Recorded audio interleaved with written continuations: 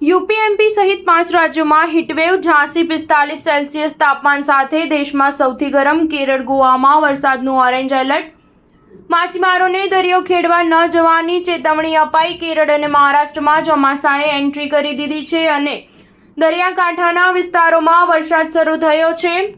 જો કે ઉત્તર ભારત, મધ્ય ભારત, ઉત્તર પશ્ચિમમાં હજુ પણ કાળઝાળ ગરમી પડી રહી છે। 7 જૂને સમગ્ર દેશમાં સૌથી વધુ તાપમાન ઉત્તર પ્રદેશના ઝાંસીમાં 45.8 ડિગ્રી સેલ્સિયસ નોંધાયું હતું। રાજસ્થાન, મધ્યપ્રદેશ, હરિયાણા અને દિલ્હીમાં પણ આવી જ સ્થિતિ હતી।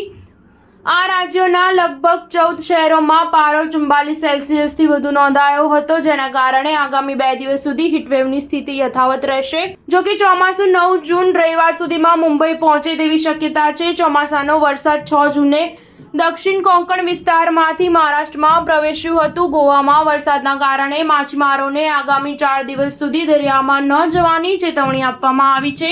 બીજી તરફ મહારાષ્ટ્રના મરાઠવાડામાં એક સપ્તાહમાં વરસાદ, પૂર અને વીજળી પડવાને કારણે 8 લોકોના મોત થયા છે, જેમાંથી 6ના મોત એકલા વીજળી પડવાથી થયા છે।